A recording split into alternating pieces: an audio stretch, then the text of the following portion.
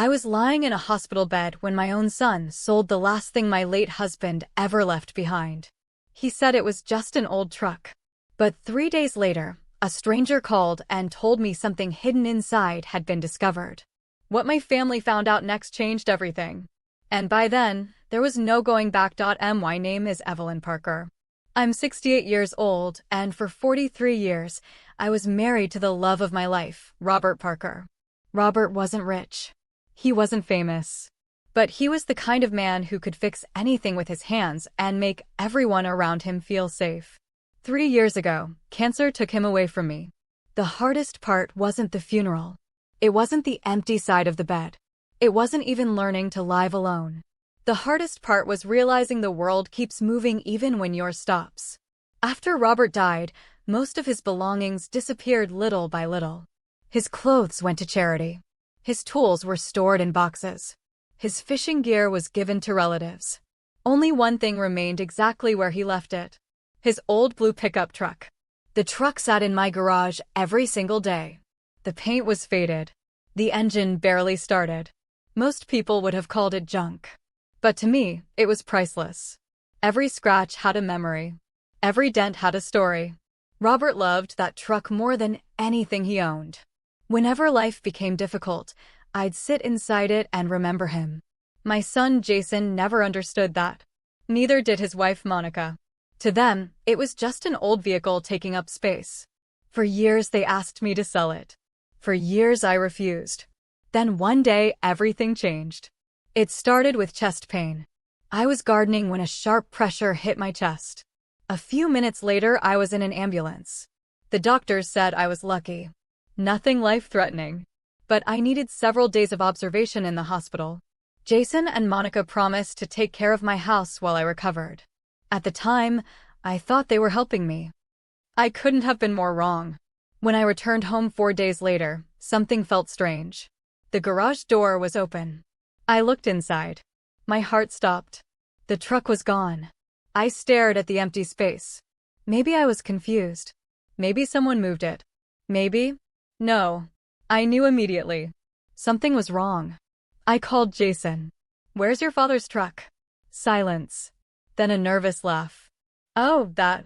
A cold feeling spread through my body. "What do you mean that?" Monica's voice appeared in the background. "Just tell her." "Tell me what?" Jason sighed. "We sold it." For several seconds I couldn't speak. "You what?" "We thought it was time." "Time? Time?" My husband had been dead for 3 years. Not 30. 3. And they sold his truck without even asking me. My hands started shaking. "Who gave you permission?" Another silence. Then Jason said something that broke my heart. "Mom, it was just an old truck. Just an old truck." To him maybe. To me it was the last piece of Robert the First still had. I hung up. I didn't trust myself to speak. That night I cried harder than I had cried in years. Not because of the truck. Because of the disrespect. Because my own son had decided my feelings didn't matter. And I had no idea things were about to get even worse. 3 days later my phone rang. The caller ID showed an unfamiliar number. I almost ignored it. Almost. "Hello." A man's voice answered. "Mrs. Parker?" "Yes. My name is Daniel Reed. I recently bought an old blue pickup truck."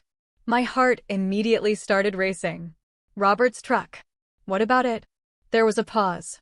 Then he said, "I think there's something inside it that belongs to you." Suddenly I sat upright. "What do you mean?" Daniel sounded nervous. "I was restoring the truck when I discovered a hidden compartment behind the seat." My breath caught. A hidden compartment? Robert never told me about any hidden compartment. What was inside? Another pause. Then Daniel said, "A locked metal box." And in that moment, my entire life changed. The next morning, Daniel Reed arrived at my house carrying a small metal box. It was rusty, old, and surprisingly heavy. The moment I saw it, I recognized it. Robert's toolbox paint. The same dark blue color. My hands trembled as Daniel placed it on the kitchen table. "I didn't open it," he said. "I thought it belonged to your family." Tears filled my eyes. "Thank you." Daniel smiled. "Your husband must have been a remarkable man." He was. After he left, I stared at the box for almost an hour. Part of me was afraid to open it. What if it contained nothing important? What if it contained memories I wasn't ready to face? Finally, I inserted the tiny key Daniel had found with the box. Click. The lock opened. Inside were dozens of envelopes. Every envelope had my name written on it. Evelyn. My heart nearly stopped. They were letters. Letters written by Robert. One after another.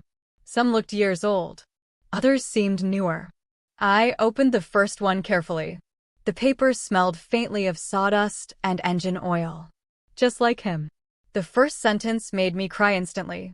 If you're reading this, sweetheart, then I'm no longer sitting beside you. I covered my mouth. Robert had written these letters knowing one day he wouldn't be here. And somehow, after all these years, they had found their way back to me. But the letters weren't the only thing inside the box. Beneath them was something else. A small brass key. And attached to the key was a note. For locker 214. Locker? What locker? I turned the note over. On the back was the name of a local bank. Suddenly my heart started racing. What exactly had Robert hidden? The following morning, I visited the bank. The branch manager escorted me to a private room. After examining the documents and Robert's death certificate, she led me downstairs. We stopped in front of a metal door. Locker 214. I stared at it silently. Robert had rented this locker without ever mentioning it. The manager stepped back. Take your time, Mrs. Parker. With shaking hands, I inserted the key. The door opened. Inside wasn't cash. At least not directly. There were folders, documents, investment certificates, property records, and a sealed envelope. My name was written across the front. I opened it immediately. Inside was another letter from Robert. Evelyn, if you're reading this, it means you found what I hoped you would never need. Tears blurred my vision. I started these investments many years ago. I wanted to make sure you'd always be protected, even after I was gone. The next sentence left me speechless. At the time of this letter, these assets should be worth approximately $350,000. I froze. $350,000. I checked the documents. The estimate was accurate. Maybe even higher. Robert had secretly spent years building a financial safety net for me. Even after death, he was still taking care of me.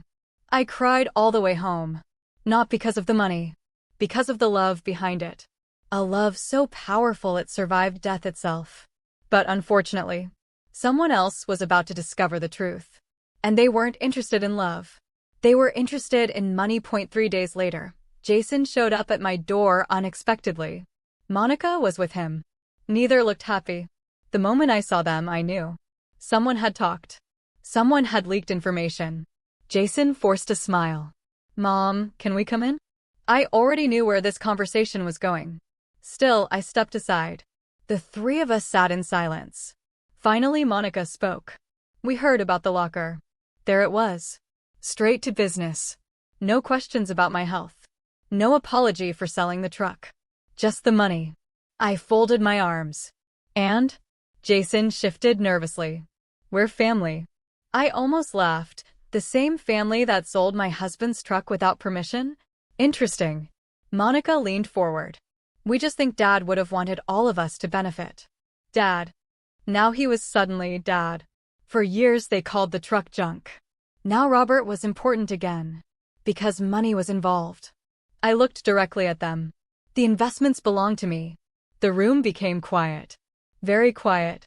Jason's expression changed. Mom, that's selfish. Selfish? The word stunned me. I had spent 40 years sacrificing for my family. And somehow I was selfish? At that moment, I realized something painful.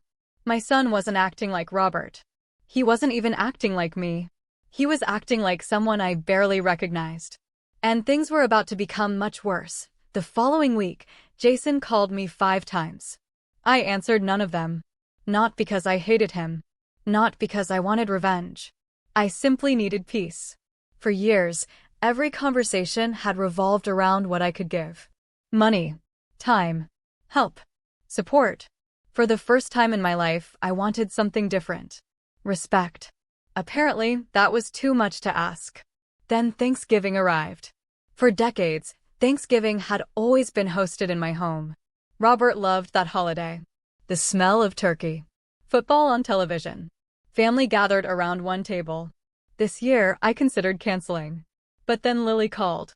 "Grandma, please don't." Her voice sounded hopeful. "I'll be there." So I agreed. I had no idea the dinner would change everything. At 4 o'clock, everyone arrived. Jason, Monica, several relatives, and Lily, the only person who hugged me the moment she walked through the door. The dinner started peacefully. Too peacefully. Then Monica ruined it. She put down her fork and smiled. A fake smile. The kind people use when they're about to ask for something. "Evelyn, have you thought more about sharing Robert's investments?" The room fell silent. Even the football game seemed quieter. Jason stared at his plate.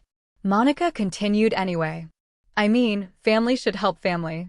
I slowly placed my glass on the table. For years I did. Nobody spoke. Monica shifted uncomfortably. I continued. "I helped with your mortgage." Silence. "I helped with your vacations." More silence. "I helped pay Lily's school expenses." Jason looked down. "You sold Robert's truck without asking me." The room became painfully quiet. Nobody could argue with that. Because it was true. And everyone knew it. Then something unexpected happened. Lily stood up. She wasn't a little girl anymore. She was 19 years old. Confident. Smart. And far braver than anyone at that table. She looked directly at her parents. "Grandma's right." Jason blinked. "Lily." "No, Dad." For the first time, someone interrupted him. "You sold Grandpa's truck." Monica crossed her arms. "It was just a truck." Lily's eyes narrowed. "It wasn't just a truck to Grandma." Nobody moved. Nobody spoke. Then Lily delivered the sentence that changed everything. "You care more about Grandpa's money than Grandpa's memory." The room exploded into silence. Even Monica looked shocked. Because deep down, she knew Lily was right. The dinner ended badly. Jason and Monica left early. They barely said goodbye. But Lily stayed. After everyone else was gone, we sat together in the kitchen. The same kitchen where Robert and I had spent thousands of evenings. Lily smiled softly. "I'm sorry. You have nothing to apologize for." She looked at one of Robert's photographs. "I miss him." "So do I." For several minutes neither of us spoke. Then Lily surprised me. "Grandma, can I ask you something?" "Of course." "If Grandpa left all that money." She paused. "What are you going to do with it?" I smiled. For the first time in months, someone was asking without greed. Without expectations. Just curiosity. And that's when an idea began forming in my mind. An idea Robert would have loved. An idea that would change someone's future forever. 2 weeks later, I met with my attorney. By the end of the meeting, a new trust had been created. A trust dedicated to one person. Lily Parker. Not because she was family. Not because she expected it. But because she had shown something priceless. Character. Respect. Love. The very qualities Robert valued most. Unfortunately, Jason soon discovered what I'd done. And when he did, everything exploded. Jason arrived at my house furious. He didn't knock. He practically stormed through the front door. "Mom." His face was red with anger. "Is it true?" I already knew what he meant. Is what true? The trust fund. There it was. The truth. Not concern. Not love. Money. Always money. I calmly placed my book on the table. "Yes." Jason stared at me. "You gave it to Lily?" "Most of it." His jaw tightened. "You skipped your own son."